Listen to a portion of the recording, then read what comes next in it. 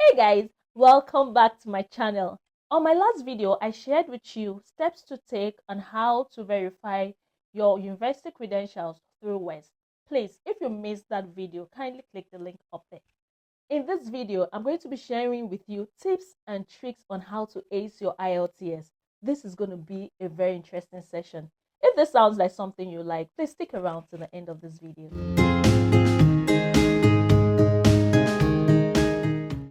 Welcome back, guys. So let us dive into the topic of today. So there are two ways to take your IELTS test. It's either you take the computer-based test or the paper-based test. I took the computer-based test, and I can tell you that right now, if I were to take the paper-based test, I think I'd have done better. So the computer-based test is, you interacting with the system. They put a computer in front of you, and you do your exam with the system. While the paper-based test is, you just use paper and pen and you write the exam. There are also two versions and purposes of which you should write your test. It's either you're doing the general test or the academic test. So the general test is for, the purpose of relocation, while the academic test is, for school purposes. In this video, we're going to be talking about, the general test, which, is one of the criteria before you start your express entry program. The general IELTS for relocation purposes has 4 modules. So you have the listening, the speaking, the reading, and the writing.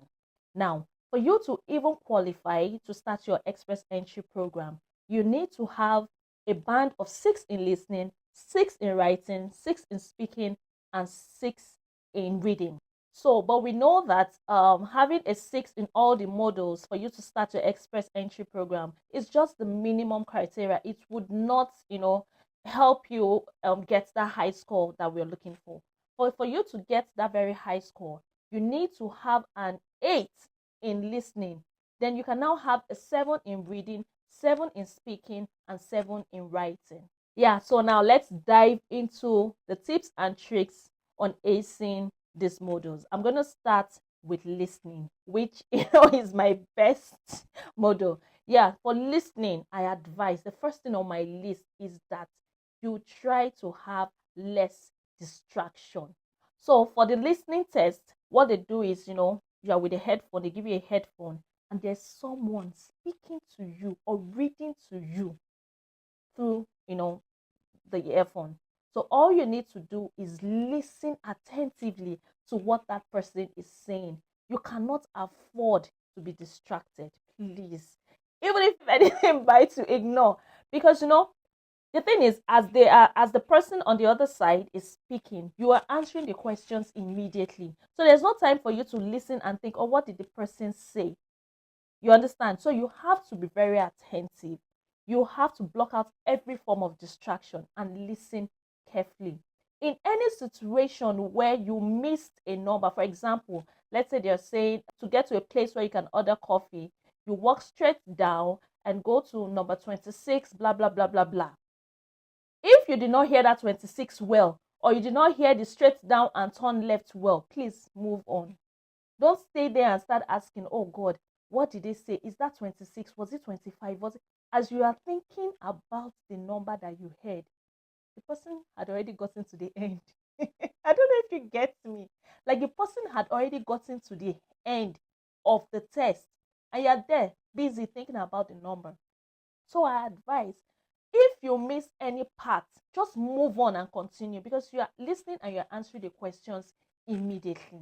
Another thing is that you should please write exactly what you hear. This test is for 30 minutes. So there's no time to wait or there's no time to think. You understand? So write exactly what you hear. So for example, they give you a question like, to get to the library, you need to walk down, go right, and look for number 26 Sarah Street.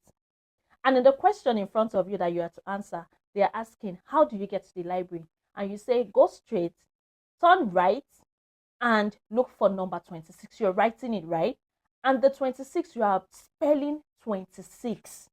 Instead of writing it as a number 26. That is it. That is it for that question. So that's why I say you need to write according to what you hear.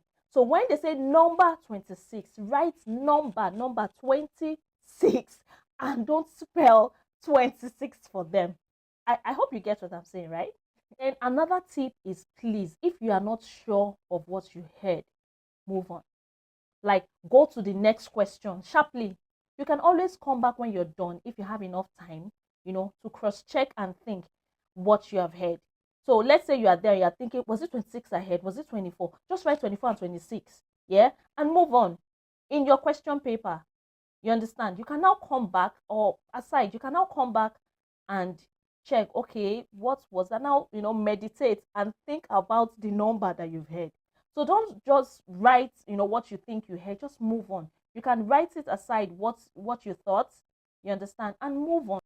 Like, do not even think about waiting for a second. Just go with the speed. And that is it. And that is how to ace your listening test. Yeah, so for reading, there are 3 sections and you're given 1 hour.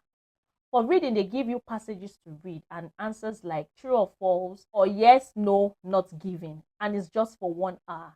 So for tips and tricks to ace your reading, just keep through the comprehension.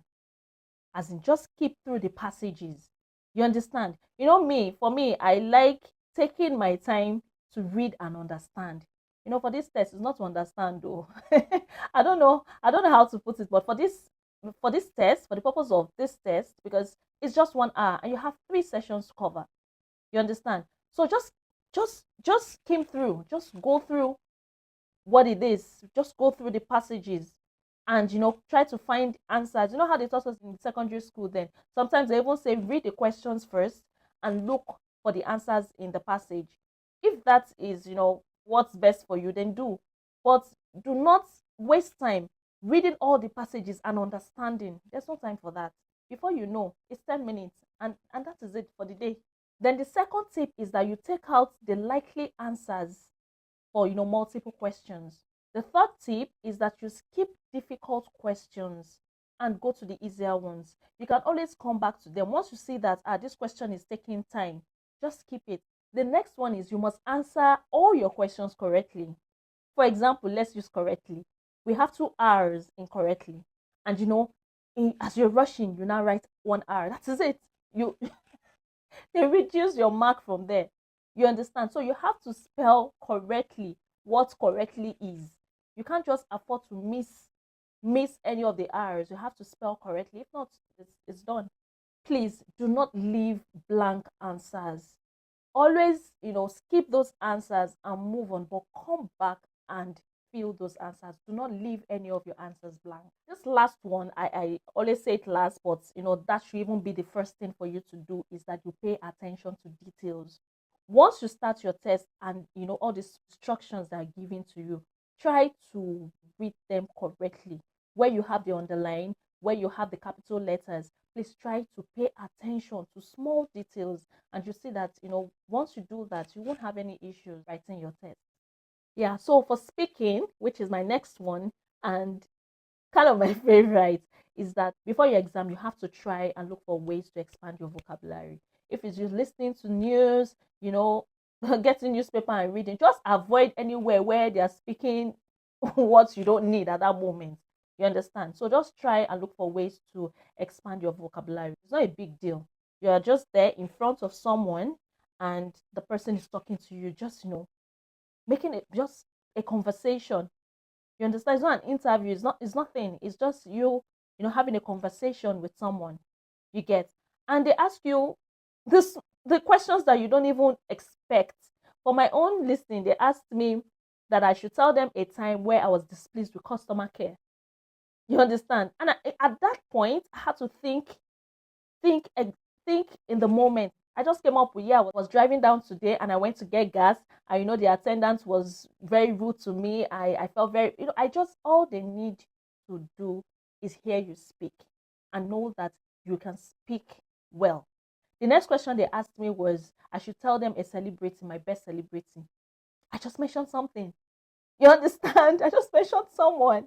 And I told them, oh, I didn't just say my best celebrity is Davido, for example. I didn't just say that. You understand? And I kept quiet. I said, my best celebrity is Davido. And I like Davido because he's that, he's this, he's that, he's that. You understand? So I didn't just say my best celebrity is Davido and I kept quiet. I give them reasons why I like the video. The one tip I would give you is that continue talking to them. Say stop. When they tell you stop, you know that okay, you have tried. So don't just give them one answer and keep quiet. For example, they might ask you, where do you live?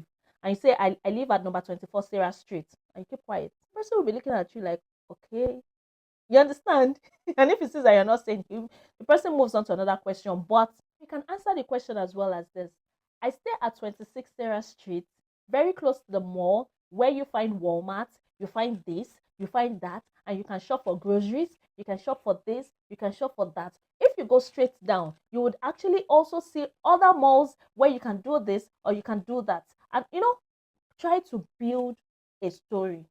Don't just stay there and say, I stay at number 24 Sarah Street. Another example is maybe they tell you, tell me about swimming. I do not know how to swim. I don't know how to swim. I have not had an experience swimming. And I go, I don't know. Like, I don't understand. You understand? So even if you don't know, you can just come up with, yeah, I'm not very conversant with this topic, but I've spoken to a friend that told me that he went swimming so this day, so this that, and this happened and this happened. You have to speak naturally. You have to be alive. You have to make it interesting. You understand? You just don't give a direct answer and keep quiet. Yeah, so that's it for speaking. So for writing, yes, which is the last module on my list, you have to also try to expand your vocabulary because you might be asked to write about your last vacation. You might also be asked to, write something about your last experience when you went to this. Please just relax. Just relax. Get yourself in that moment. Travel to wherever they tell you to travel to and write your experience. Just cook up that story and write it. Then don't repeat the question. Let's say they ask you, where did you go on your last vacation? And you're like on the answer, you're writing, where did I go on my last vacation? On my last vacation, I went to no. Please do not repeat your question. Please, and try not to make your answers too short. Try to build a story, build around it. Don't get stuck by trying to remember a word. Just move on. Just move on. And please clearly set your paragraphs well. Just don't start writing and continue writing. You start your first paragraph, your second paragraph, and know how to do, set those paragraphs very well. And most importantly, don't forget to check your spellings and grammar. That is very important. Don't forget to check your spellings and grammar. One last tip is that, instead of you to write with, small language, I call it small language. Like, for example, oh, when I went to the mall today, I was very tired. Instead of you to say that, you can just use I was exhausted instead of saying I was too tired or I was very, very, very tired. You understand? Yeah, so that's it for today, guys. Thank you for sticking to the end of this video. I hope I have shared and you've been able to learn one or two tips on tricks to ace your IELTS exam. My dear, this thing is not a biggie, like I said. All you need to do is get prepared for it. It is really not a big deal. It is very easy to pass, and also very easy to fail. There are also different tutors out there that you can use. All they need to do is just teach you tips and tricks also on how to ace your IELTS exam. One of the tutors I know very well is Prep Me Well. And their website is at www.prepmewell.com. I'm going to be putting a link down on my description. Just check them out, and you can never tell. You might have a band 10 at the end of your IELTS exam.